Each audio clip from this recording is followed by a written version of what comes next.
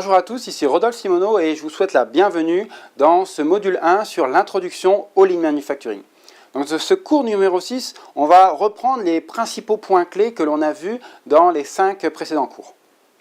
Alors, les principaux points clés sont les suivants. Tout d'abord, on a vu que le Lean Manufacturing, c'est quelque chose qui a été un principe de fabrication qui a été développé par Toyota à partir des années 50 et tend à être pris comme modèle dans le monde industriel en général depuis maintenant un peu plus de 20 ans et de manière plus récente dans les services avec notamment les banques, avec notamment les hôpitaux qui voient dans la démarche Lean Manufacturing une opportunité pour vraiment réduire leurs coûts et améliorer la productivité. Alors, ce qu'il faut comprendre, c'est que le Lean Manufacturing repose fondamentalement sur l'éradication systématique du gaspillage. Le gaspillage, c'est les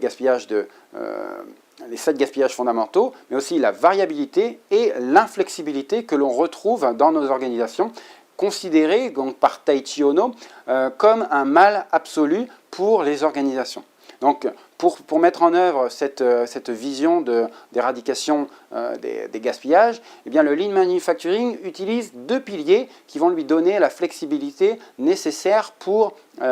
chasser ces gaspillages, notamment le juste à temps, qui va nous permettre de fabriquer et de transporter ce qui est nécessaire, quand c'est nécessaire, avec la quantité nécessaire et dans le délai de production le plus court. On est là pour fabriquer juste ce dont le client a besoin et pas plus, ce qui va nous permettre de réduire les niveaux de stock, de réduire les niveaux d'inventaire et d'augmenter la flexibilité de notre organisation.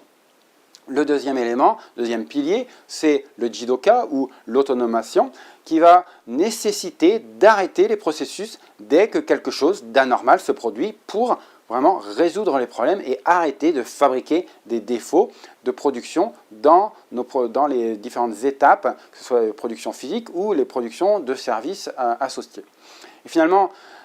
pour supporter ces 2 piliers, donc un certain nombre d'outils vont nous permettre d'avoir des bases stables, des processus stables donc qui sous-tendent ces principes et ces 2 piliers. Donc on a parlé de la standardisation qui est la base du progrès. Il faut bien comprendre que à la fois Henry Ford mais aussi Taiichi Ohno ont défini la standardisation comme une base du progrès, un élément de référence qui nous permet de temps en temps être capable de regarder derrière nous et de voir les progrès que l'on accomplit et de vérifier bien évidemment que l'on fait des progrès et que l'on ne retourne pas en arrière, ce qui est le cas bien souvent lorsqu'on fait des projets d'amélioration dans les entreprises. Les projets font progresser l'organisation et puis on passe à un autre projet et le projet qui a été oublié, eh bien, on va revenir en arrière tout doucement